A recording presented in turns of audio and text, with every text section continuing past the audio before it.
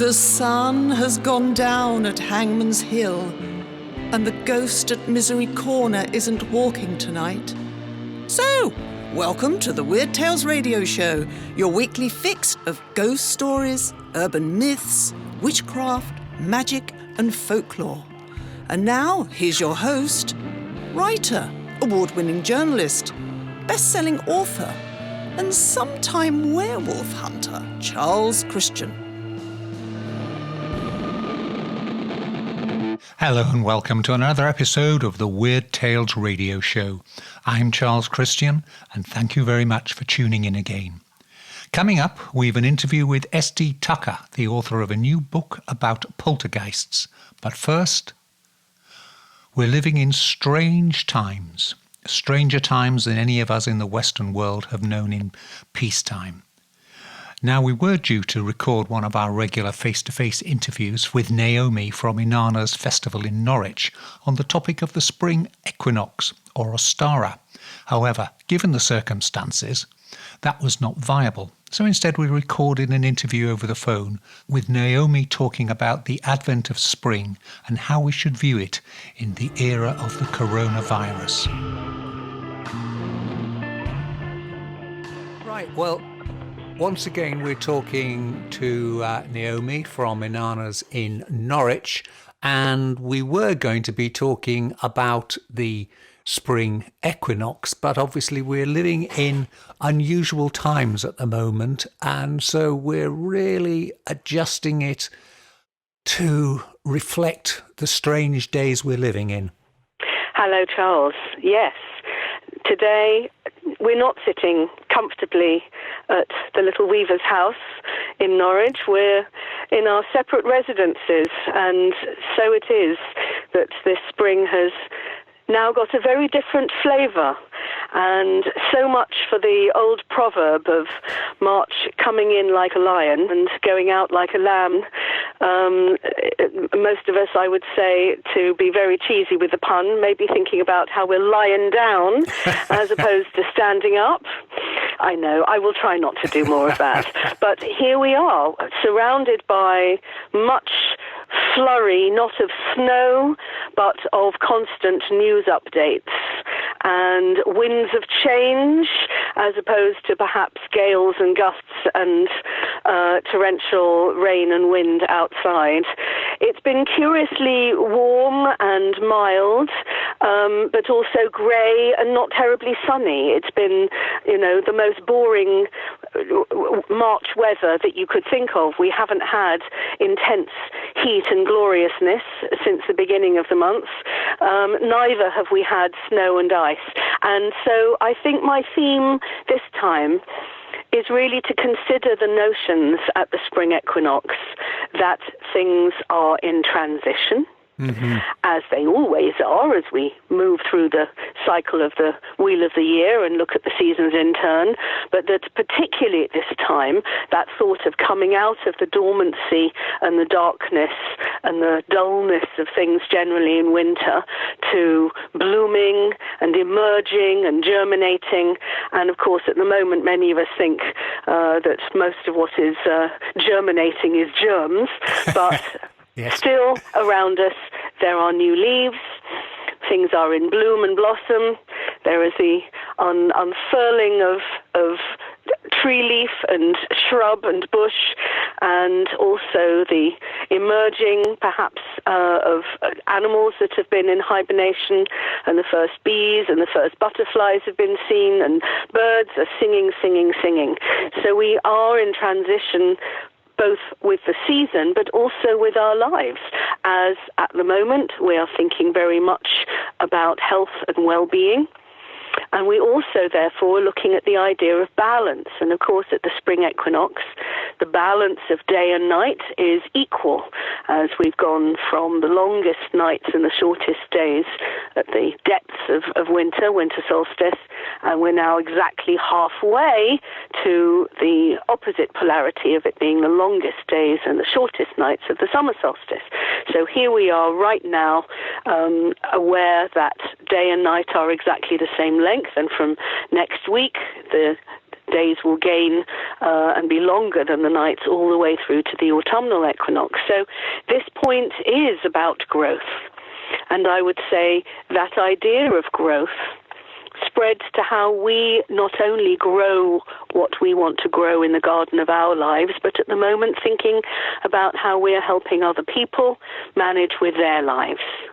And if one good thing comes out of all of this upheaval and transition and change that we're all dealing with this week and onwards, perhaps it will be that there will be new communications between people living in the same streets and knowing their neighbours more. Perhaps there will be new sense of community spirit that blooms and blossoms as people have come together to help and support and encourage and try not to let people fall into an emotional doom and gloom on top of whatever health issues they may be dealing with.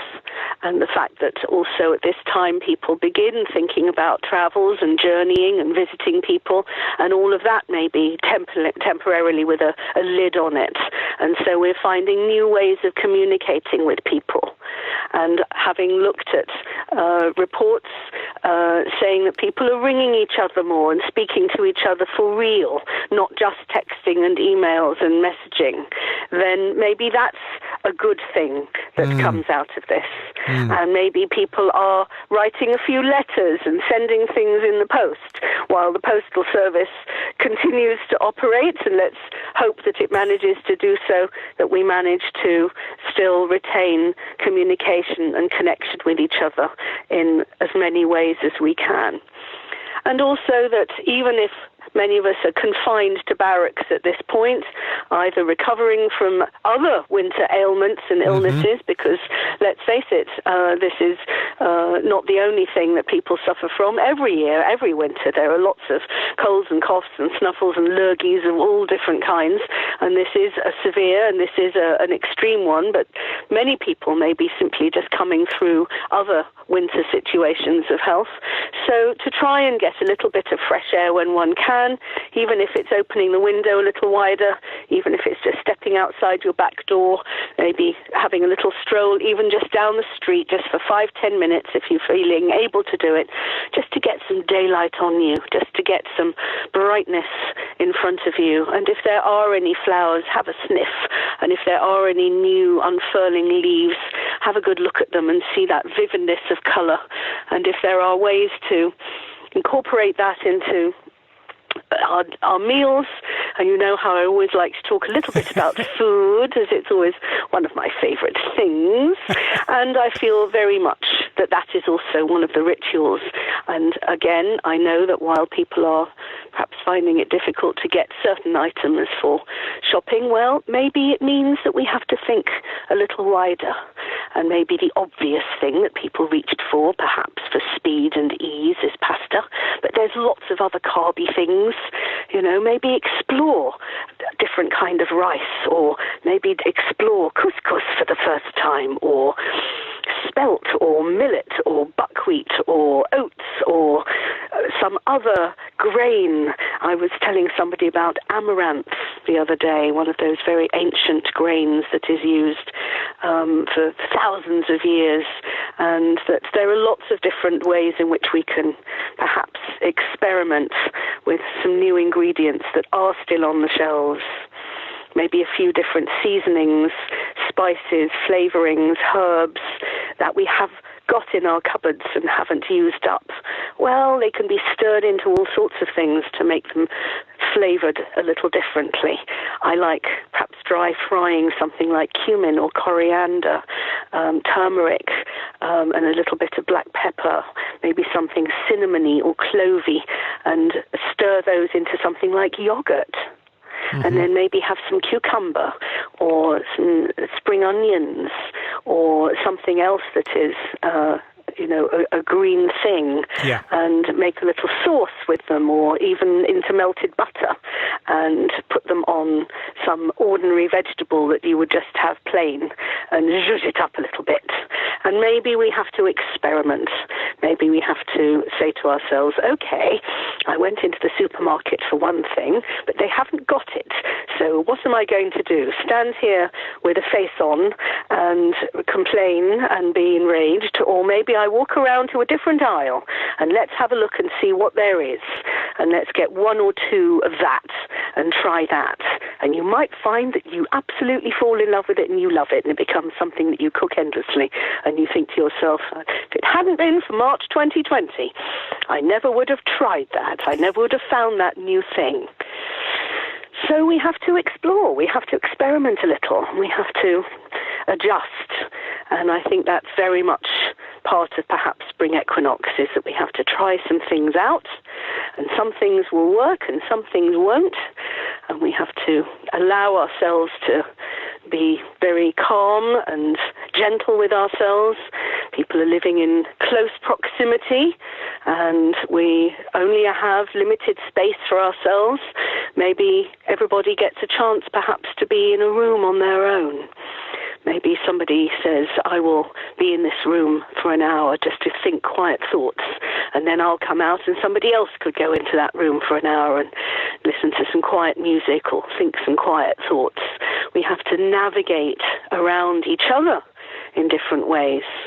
It occurs to me, as I often, with tarot consultations, deal with couples who sometimes find it difficult to share space together.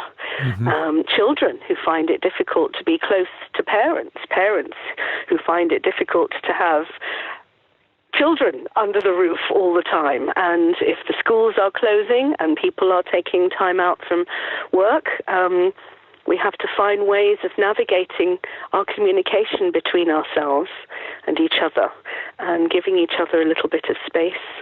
So transition, balance, emerging, growth, and learning for all kinds of reasons, some new ways to deal with each other, as well as what may or may not be on the shelves of the local supermarkets.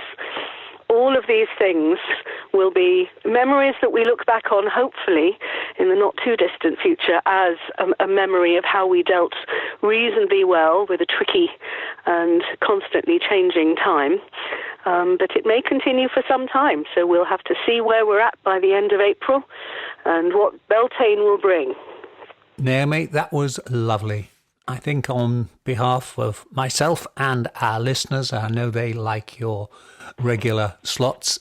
Our wishes are with you. Stay well. Well, thank you. Thank you. We're trying to offer mail order.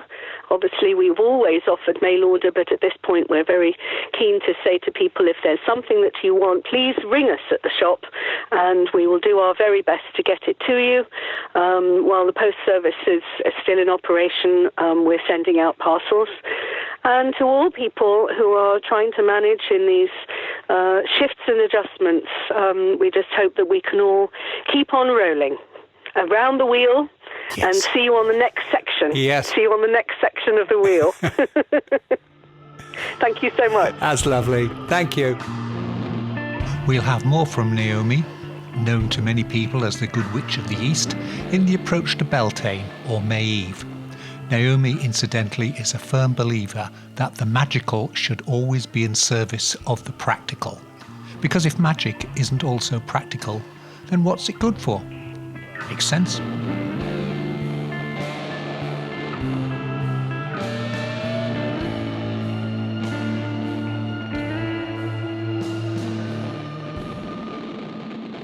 Now for our Poltergeist book interview. The title is Blithe Spirits, An Imaginative History of the Poltergeist, and it's by S.D Tucker, who is an author and also writes the regular Strange Statesman column for the Fortean Times in the UK. Other books he's written include Great British Eccentrics and Quacks, about dodgy doctors and foolish health fads.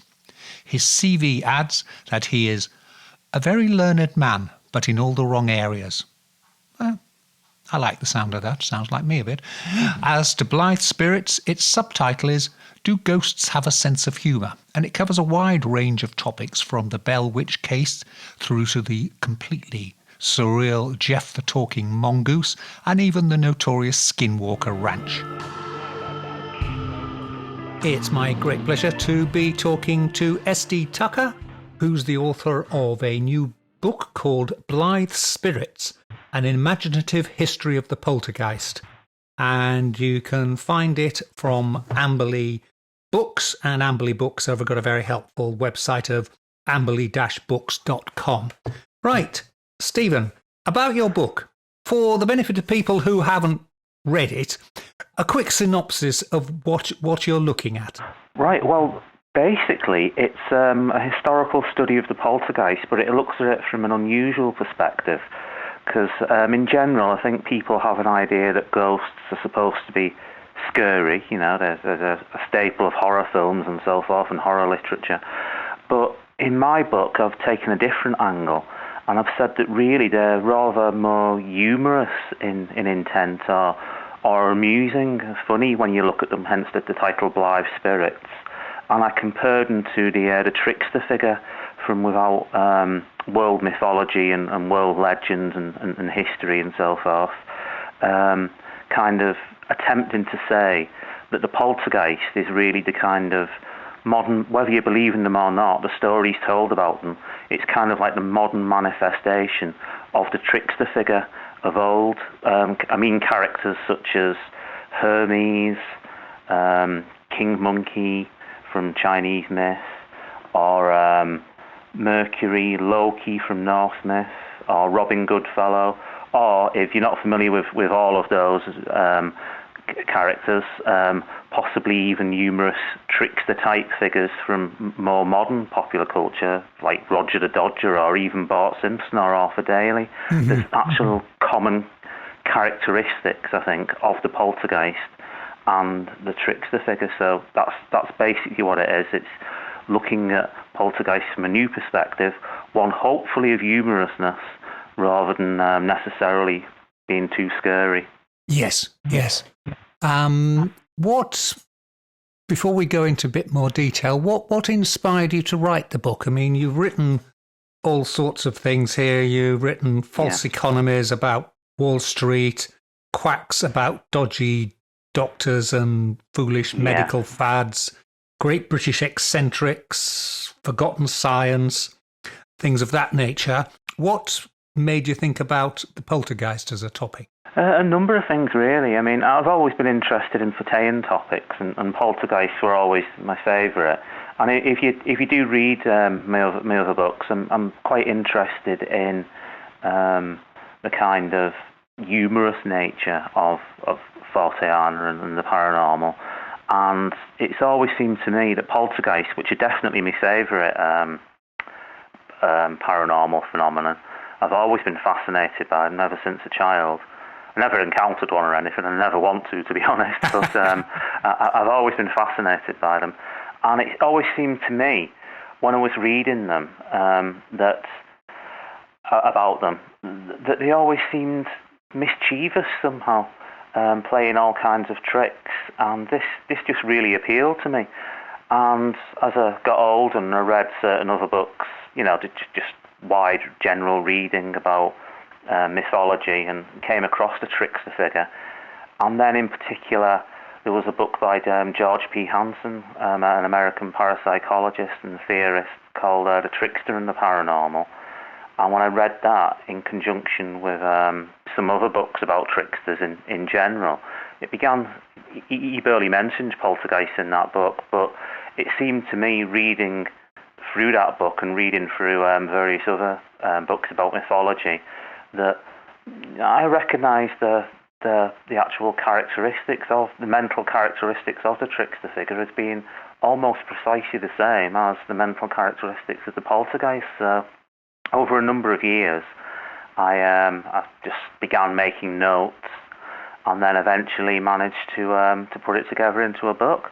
So really, I think this is the book. I must have written, you know, around about 10 or so books, I suppose, down the years, something like that, 8, 9, 10.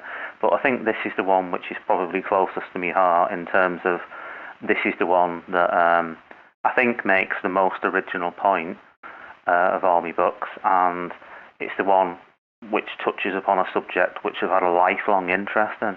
Mm-hmm, mm-hmm. I mean, you talk about the trickster, and one of the ones that always strikes me reading through it is Jeff the Talking Mongoose from the Isle of Man, which is such a bizarre story that you wonder quite how anyone took it seriously in the first place. Yeah, it's a very, very strange story in terms of Jeff the Talking Mongoose. In fact, he's one of my favourite stories in the book. But you are right. He sounds quite ridiculous, but he actually does. I mean, these things can function either as stories of things that have really happened, if that's what you want to think, or they can function as kind of like myths and legends, which might, be more of the sceptical perspective, I suppose. But I think Jeff is very interesting because, to my mind, he very much sums up in microcosm kind of the general characteristics of a trickster. Because one of the main trickster theorists was an American anthropologist called Paul Radin, and he defined a trickster as being a figure foreshadowing the shape of man, kind of like a personification of early mankind during prehistoric eras. Yeah. The kind of undifferentiated personality halfway between a human and an animal, kind of like simultaneously wise and stupid, or hunter and hunted, like the Norse trickster Loki, who invented the fishnet and then got caught in it. But if you look at Jeff the Talking Mongoose, he shares a lot of these undifferentiated characteristics in the stories told about him. So, for instance, like Radin said, he's half human or half animal. So he appears as a mongoose, but he can talk, which, in general, mongooses can't. He can read. He has human hands and human thumbs, which allow him to manipulate objects, supposedly, kind of like with long yellowish nails. So, again, the hand, and particularly the opposable thumb, those are two of the things which really make up the difference between mankind and the animals, aren't they? Because as far as I'm aware, there's only monkeys and certain types of crows that can manipulate tools, aren't there? Yeah. So that kind of makes Jeff the Mongoose very characteristic of the half-human, half-animal nature. And if you look at he doesn't seem to kind of have a coherent character. And if you imagine early mankind kind of transitioning from the animalistic state to the more human state, he might kind of embody that. Because, for instance, he could be generous at one moment. He'd kill rabbits and leave them out as offerings for the family we haunted on the Isle of Man in the 1930s. And at the next moment, he could say, "Oh, those rabbits, see, I could kill you if I wanted to, but I won't." So he'll be generous at one moment and he'll be threatening the next. He's very kind of liminal, which is a term essentially meaning like borderline. So, for instance, he'll live in a liminal area, like behind the walls, because you had lots of wainscoting in the house, the haunted farmhouse in question. So he'll live in between those areas and supposedly wee out of them through little holes. He's liminal in the sense that he was supposed to be able to shapeshift. So sometimes he was not seen necessarily as a mongoose, but sometimes he was seen as a tailless cat with like tiger-like stripes and the head of a bulldog. Sometimes he could be solid, so he'd stroke. He could be stroked by his owners, if you want to call them that. Supposedly even bit one of them once. And yet he's immaterial at the same time. And he has overall kind of a sense of humour. He'll make weird comments. He can laugh kind of satanic or manically like a lunatic, bang his fist down on the table, rattling plates like a cartoon character. So he was very much... He's the most extreme poltergeist, I think, in the book, probably. I call him kind of like a typical freak, is the phrase that I use to describe him. He's both the most aberrant and the most typical poltergeist of all time in some ways, which sounds like a paradox, but tricksters embody paradoxes. And I think that's very much what he does. He embodies the trickster figure in himself.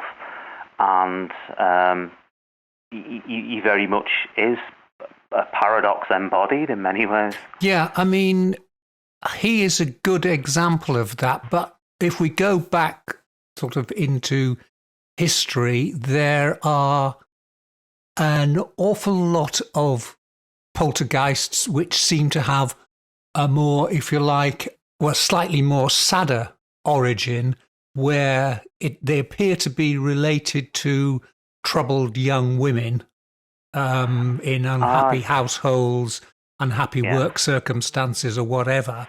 And there is this theory, isn't it, that it's some kind of RSPK, psychokinesis that's coming from, if you like, the victim that is trying to escape their sad condition by rebelling through these activities. Yeah, that's it's called RSPK, isn't it? Recurrent spontaneous psychokinesis. It was a term thought up by the American parapsychologist William G. Roll in the 1960s. It's essentially a bit like the film Carrie, isn't it? If people think of that, where the disturbed and bullied adolescent, she ends up projecting her mind around her, basically, and moving objects around, setting things on fire, that kind of thing. And there was A.R.G. Owen, a British-Canadian, he moved to Canada, parapsychologist who thought that it was essentially a regression back to the safer world of childhood by the teenagers on a kind of cusp of adulthood. So hence, like, practical jokes being played, vandalism, that kind of thing. And it's very interesting if you look at the idea of that, because it can be taken from both a skeptical and a believer's perspective, who look at it.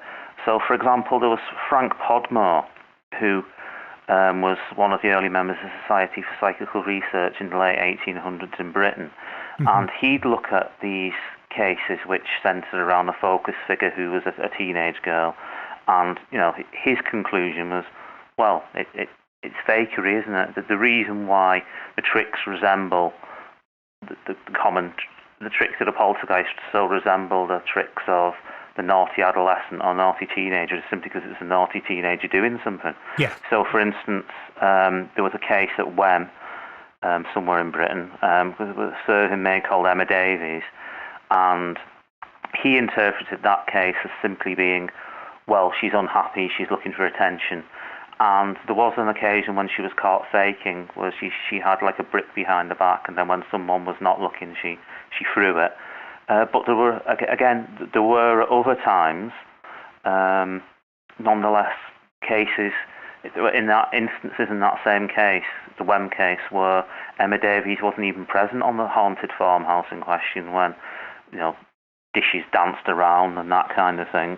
So you can look at it from the skeptical perspective, or on the other hand, if you're a believer, you could say, well, actually, I don't think it is RSPK as such.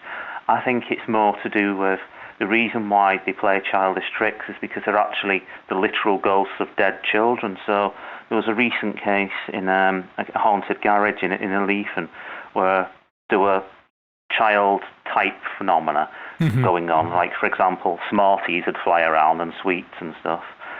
Puddles would water would land on people's heads and then form into squirt puddles. And the noises, like a child's voice, and animal noises, like a toddler playing around, would be heard. So that would be another reason from the perspective of, say, a believer, why the tricks might seem to be like that. Or on the other hand, there'd be another perspective somewhere in between, which might be embodied by Sir William Barrett, who was another believer in the early days of the SPR. He looked into a case in Kingstown near Dublin in the late 1800s, in which there was a girl called Florrie, and she seemed to be the centre of a poltergeist attention. And this poltergeist, it would rap out messages, like a 1 knock for no, 2 knocks for yes, that type of thing, or, 1 knock is A, 2 knock is B, that kind of alphabet type thing. Yeah. And it was interesting that played childish tricks as well. For instance, possessing a table and making it dance around like a dog and kind of trap someone in his seat and that kind of thing, playing tricks. But it was interesting that the spelling of the ghost corresponded exactly to the poor spelling of the girl at the centre of it, Florrie. So some people might say that was RSPK, but Sir William Barrett was a spiritualist as well as a member of the SPR, and his conclusion was more that this girl, Florrie, acted as a medium for the ghost of a child. So you can put all these... My theory is basically that the poltergeist isn't consistent between individual appearances of it. In one case, it seems to back up the RSPK theory. In another case, it seems to back up the idea of it being a child ghost. In another case, like the Kingstown one, it seems to be somewhere in between, which again links in with the trickster who links things. He's the god of boundaries, is liminal, and that kind of thing. So, in my view, the poltergeist it can be interpreted as RSPK as you want, by ignoring certain cases and only focusing on some, or it can be interpreted as a fairy or a ghost or a child ghost or whatever, basically almost whatever you want it to be, by focusing on some cases and not focusing on others. And if you look at William G. Rowe, the originator of the RSPK theory, he was very much a kind of scientifically orientated parapsychologist who wanted almost to reduce the poltergeist down to science, to materialist science, kind of imposing rules upon it rather than and trying to explain it and make sense of it in that way, which he could do successfully for certain cases. Like, for instance, there was a case involving a boy called Julio who was working in a Miami warehouse full of highly breakable glassware, and he was very, very bored in his work.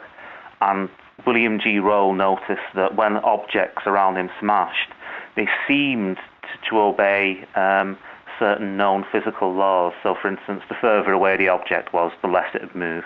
The closer to him, the further it would move, and that kind of thing. So he tried to get the poltergeist to be reduced down to rules of energetic causation and so forth. Whereas, he could do it for that case, but then you look at other cases of the more fantastic and strange type, like Jeff the Mongoose, if you want to believe that one was real or not, or the Enfield poltergeist, much more remarkable ones. Those cases don't seem to obey those rules. So I think that RSPK does have some validity, but only in certain cases. Maybe this means there are different types of poltergeists, or maybe it just means they're inherently tricksterish phenomena, because, of course, one of the main characteristics of a trickster is he won't obey rules. Except, paradoxically, maybe sometimes he will obey rules in order to confuse the situation even further. Is there any thought that poltergeists or some form of poltergeists are actually some kind of supernatural or elemental creature at all, or phenomena? Yeah, I mean, it's possible to think that. Again, if you want to. So, for instance, there was a case, if it was true, I don't know, but involving supposedly furries in Ireland. There was a farmer called Mickey O'Mahony, and he went out to gather up some water from a well, and he had a lamp, and the lamp kind of kept on getting kicked away by invisible forces, and he could hear laughter, which he interpreted as just the laughter of the furries. Now, I mean, in Ireland, where this was, in rural Ireland, many years ago, like more than a century ago, in Ireland, it was traditional to simply attribute this to the furries. So I think an awful lot of the evidence that there might be elemental type creatures or furries, that kind of thing, it's very much a matter of interpretation.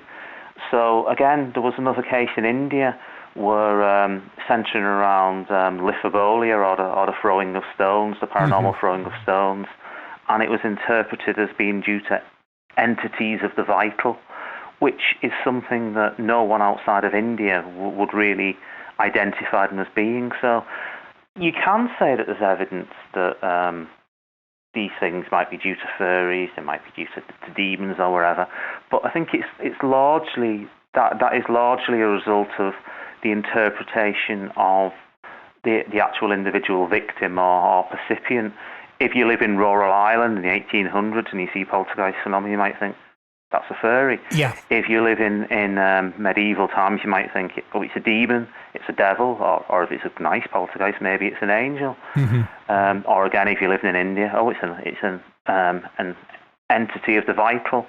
Or then again, you could even view the RSPK theory through that lens. I mean, it could be just a cultural imposition of a false identity onto a poltergeist.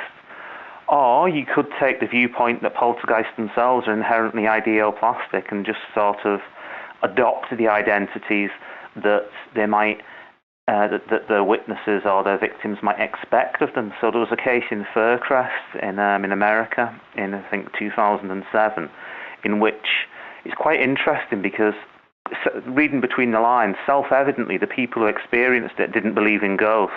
Yeah. But they started experiencing poltergeist phenomena. So they rationalised it as there are stalkers after us, so there was banging on the walls and that kind of thing. And they thought, this must be humans. So every time they'd run out, there was nothing there. And yet it seems this is what the poltergeist then became. It adapted itself to their belief systems. And so, for instance, it would start sending them text messages through the phones saying, I can see what you're doing. And it would correctly say things like, I know you're wearing red, I can see what you're eating. And then making threats like phoning them up on the voicemail and saying, don't send your kids to school today, otherwise they're not coming home, they're going to be killed in a shooting, this kind of thing. And it even contacted, when they were being interviewed by the local police service, it somehow managed to record their conversations and play them back to them, implying, you really think the police are going to be able to protect you in this situation. So it adapts itself to their pre-existing beliefs. So if you want to believe that there can be poltergeists due to elementals or fairies, demons, whatever, then you can do so. But again, you can also, very tricksterously, the trickster is the ultimate shapeshifter, and this seems to prove it, really. It can be whatever you want it to be. And skeptics could, I suppose, view this as being, well, that's proof that it's all just basically in the eye of the beholder. But believers could likewise think, well, this just shows that they're ideoplastic and that they're inherently tricksterous, shapeshifters and liminal. And one of the phrases you mention in your book is the JOTT, just one of those things. Oh, yeah, JOTS, yeah. JOTS. Tell us a little bit more about that. All right, well, just one of those things. That's it's a very simple phenomenon which almost everyone is going to have experienced. Basically, it's the appearance or disappearance of small objects around the home. So, on a mundane level, where did I put my glasses? I'm sure they were there a minute ago. And then they turn up, 10 minutes later in a place where you think, well, I could have sworn I didn't leave them there. Or you walk into the living room one day and you find a £10 note on the floor.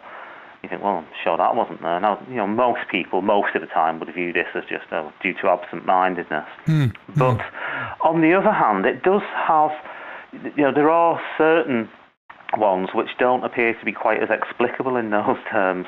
So, for example, someone might, these are examples taken from a book, that someone might have just put together a new self-assembly wardrobe and then close the doors. And then you come back into the room later on, open it up, and there's a new dress inside it. Or someone perhaps loses their alarm clock on holiday. You think, well, it's gone now. And then they get back home, and then there, in the middle of the living room floor or the hallway floor, is another alarm clock, almost identical as the missing one, but not quite.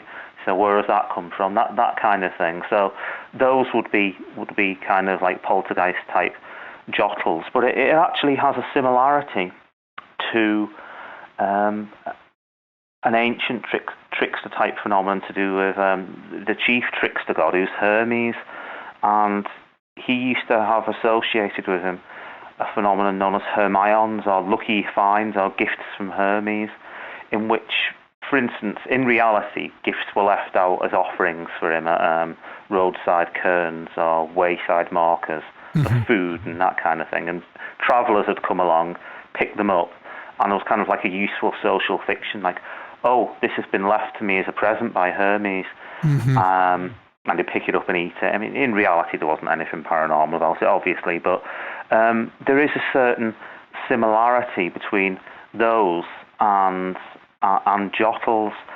For instance, you might think of Freudian slips also as being gifts from Hermes.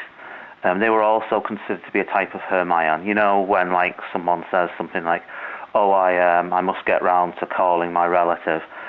Well, that's what they mean to say, but they accidentally let slip, "I must get round to killing my relative." Yes. And that kind of like reveals their true feelings about the relative. Some people, notably Nandor Fodor, who was a Hungarian parapsychologist who was also obsessed with Sigmund Freud, and he did actually win approval of some of his ideas from Sigmund Freud.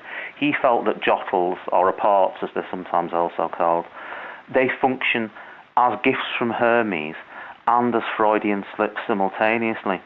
So, for example, he was involved in a case called the Thornton Heath Poltergeist in, I think it was the 1930s, in London. And he interpreted he had this obsessive idea that all poltergeist phenomena, or most poltergeist phenomena, were caused ultimately by some kind of sexual trauma in early life, possibly by like a child being raped, and then they've kind of repressed it. So he interpreted jottles in a kind of you know, the kind of cartoonish way that Hitchcock might do in certain of his films, like Spellbound or Marnie or Vertigo, that kind of thing. And Fodor would look at various reports centering around this Mrs. Forbes character at the centre of the Thornton Heath case, and he'd interpret them in kind of sub-Freudian terms. So, for instance, on her wedding night, when she was in bed with her husband, it was completely interrupted by violets jottling down from the ceiling. And Fodor's idea was this was because it was, you know, she had a bad memory of her experience, or supposed experience as a child, and this was trying to interrupt it. And he thought, oh, well, violet, that sounds rather like violate, so that must be to do with that. There was actually no evidence whatsoever that she'd been abused as a child, but he was obsessed. So an elephant's tooth appeared. He thought this must symbolise the hugeness of the man who did this to her. A tiger claw appeared. That must be his savagery. Pins appear. That must be her wounds. And then when a lamp appeared, this must be her desire to shed light on the entire idea. I mean, there might be some validity to this general approach, but Fodor himself, I think, was a good researcher. He's very interesting, and I like him. His books are very entertaining, some of the most entertaining parapsychology books I've read.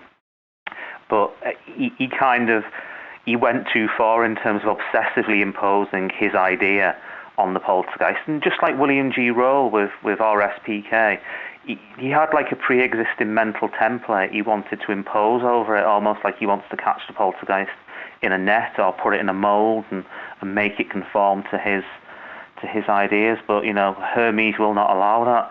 Tricksters don't do that. I mean, famously, Hermes, in one of the myths told about him, he transformed himself into a mist and got in through a keyhole, so he could kind of escape from or penetrate into cages. And I think that very much when people try to almost lock up the poltergeist in a cage, whether that be Freudian, whether that be RSPK or wherever, I think that he can escape from it. However, so that's the idea of jottles. I think it has some validity for certain cases, but not for all cases. And again, that would probably be my thinking about almost every subtopic of poltergeistry. Yeah. We're talking about Hermes. How far back in, obviously, recorded history are there accounts of poltergeists? I mean, I know there's some in the 17th, 18th century, but how far back do they go?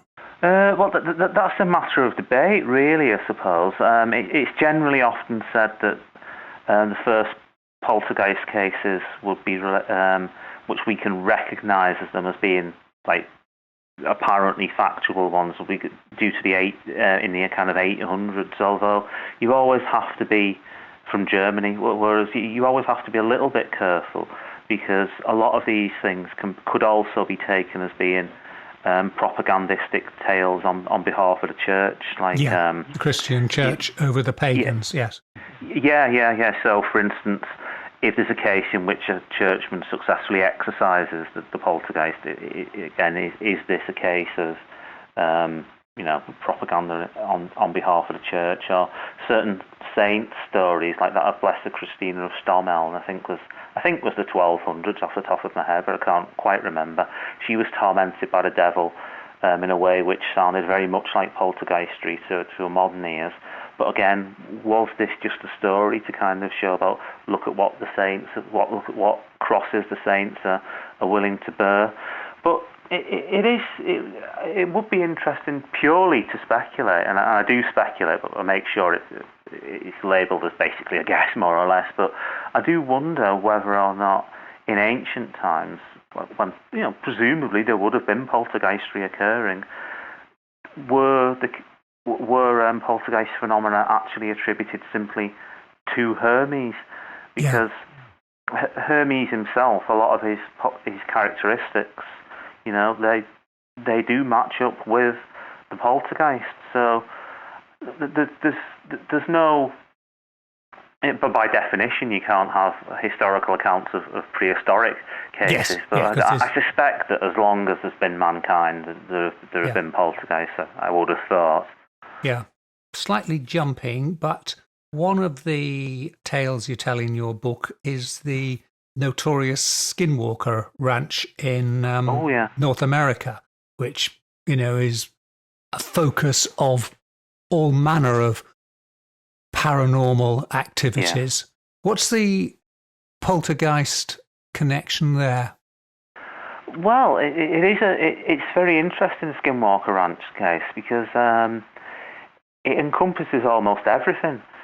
From UFOs to cryptozoology in terms of like strange animals being seen there, to poltergeistry, and that would kind of illustrate my idea of the poltergeist being kind of like the shapeshifter and being liminal, because they shade into other phenomena.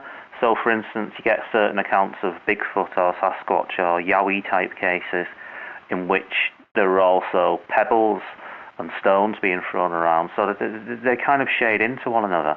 But Skinwalker Ranch in particular, you might find, for instance, some kind of large-scale phenomenon, like people claim, oh, well, we've seen, large UFOs around the place, and yet at the same time, something really small-scale and kind of childish poltergeist type thing, like, some invisible force has unpacked all the shopping that we've carefully put away, or some invisible force has childishly, like Dennis the Menace, swapped round the pepper and the salt in the containers, so you put the wrong stuff on your food and make it taste horrible. Mm-hmm.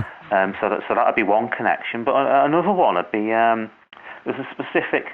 This would get back to my poltergeist in the past. There was a specific subtype of poltergeist, often known as a Stallspook or a stable spook, a stable ghost, which used to bother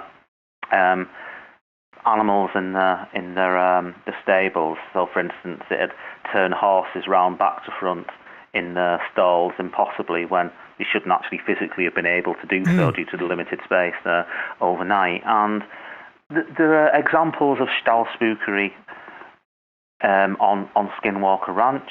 So, for example, the weird, quite apart from supposed cases of cattle mutilation and cattle murder there, which are another thing that Stallspooks are supposed to do, assault horses, that kind of thing.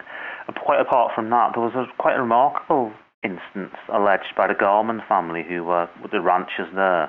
They had a certain type of bull which they'd use for breeding purposes, and they were like really valuable, like worth $100,000 each or more. I forget the precise sum, but it went through their minds one day, God, I hope it doesn't get them, because it financially ruined them. And picking up on it, typically, the next thing they know is that they seem to have gone missing, so where are they? And they go around looking on across the ranch, and then, in kind of like one of the most extraordinary apparent phenomena, they're inside a trailer on the ranch.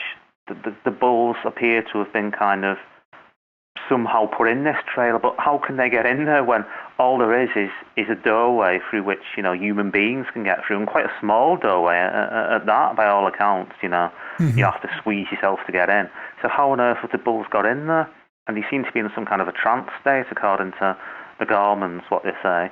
And then they suddenly snap out of it, and they get out of it the only way that they can, basically by knocking the walls down and stampeding. So it's very interesting, the Skinwalker case.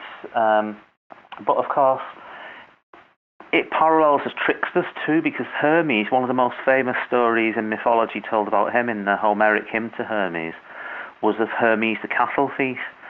And he's supposed to have stolen the sacred cattle of his brother Apollo, the sun god. They kind of stand in opposition to one another. Apollo's the god of sunlight, whereas Hermes is the god of twilight and nighttime.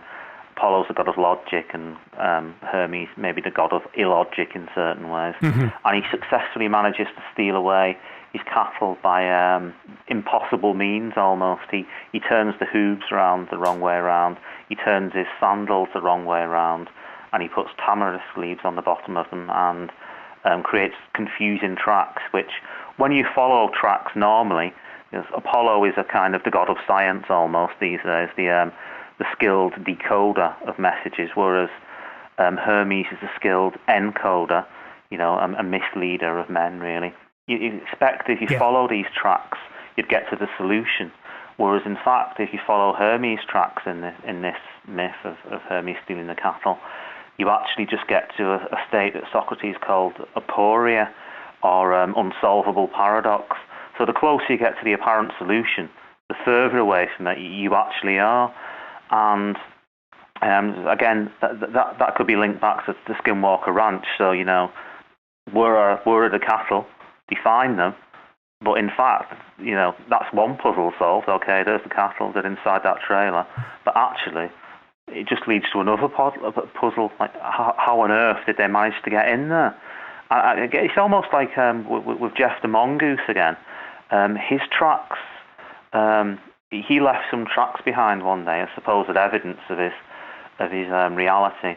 But when they were sent off to an expert at the British Museum for analysis, they didn't come from mongoose at all. Some of them were from a dog. One of them was from a North American raccoon. How did that get there on the Isle of Man? Yes. So the tracks just lead to mystery at Skinwalker Ranch as much as anywhere. Yeah. Keeping up that air of mystery, I like your non-conclusion to the book, where you quote an interview with Guy Leon Playfair, where the interviewer says, very briefly, can you tell us what a poltergeist is? And he replies, very briefly, no. Yeah, well, I think he's quite correct. I mean, I do call them agents of aporia or agents of mystery. And whilst there might be a kind of understandable program to try and reduce them down to an aspect of scientific understanding, I think they're mysteries. From a personal perspective, one of the reasons why they appeal to me so much is because they are mysteries, and I hope they remain mysteries forever. I don't want them to be reduced down to be understood. So maybe I have a kind of an agenda in the book which hopes to deliberately obfuscate, or rather like the tracks of Hermes, or deliberately make them ambiguous. I think that there's a quote from Patrick Harper, who's another writer on Fortean subjects who I like a lot. His books like Demonic Reality and The Philosopher's Secret Fire. He talks about a mystery properly speaking. It's not something to be solved like a Sherlock Holmes story. Mm-hmm. It's something to be entered into, to be participated within, and it kind of might resolve itself into a state of delightful paradox or aporia. And that's, to me, what the Poltergeist gives access to a kind of another realm of different logic, of illogical logic almost. And that's what appeals to me about it. And I don't think the mystery of the Poltergeist will be solved, ultimately. I think that trickster phenomena are not suited to study in a laboratory. I think they might well be acausal in the sense that they have no discernible cause between them, or even more confusingly, they might have a cause between them in certain cases, but then in other cases, they'll have a different cause behind them. and they'll just keep on shifting between these. So I think it's they function very much as an opposite to scientific logic. They're a realm outside of that, a different realm. And when Guy Leon Play first said, can you explain what a poltergeist is? Very briefly, no. I think that was one of the most honest and refreshing statements on the subject I've ever heard, and I would thoroughly agree with him.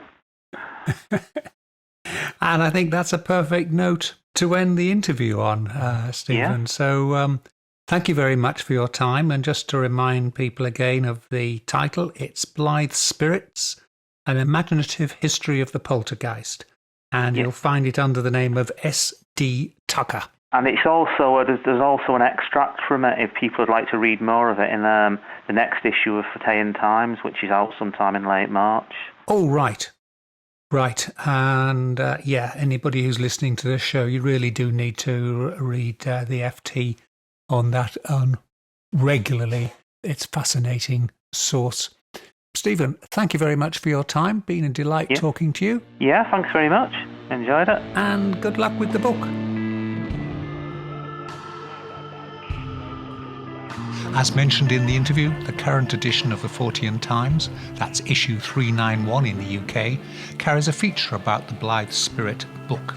And, I should just add, S.D. Tucker has another book coming out next year on the topic of Nazis and UFOs. It's called The Saucer and the Swastika. Sounds fantastic, and we'll be talking to him about that nearer the time. And that's it. Time for me to go now. Just remains for me to say thank you very much for listening in, and I'll hope you'll join me again same time next week. Till then, this is Charles Christian saying, if you want to stay well, stay weird and stay different, just remember to keep washing your hands, practice social distancing and wear a mask. If you can't get your hands on a surgical one, wear a bandana or make your own mask from an old cotton t-shirt or even a vacuum cleaner bag. Take care.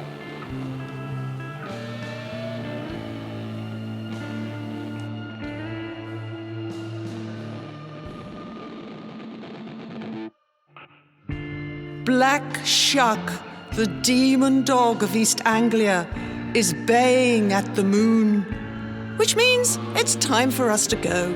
You've been listening to the Weird Tales radio show with Charles Christian, your weekly fix of ghost stories, urban myths, witchcraft, magic and folklore.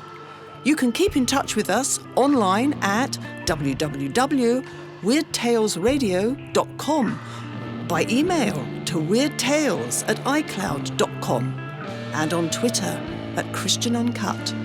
Join us again next week for another edition of the Weird Tales radio show. Good night.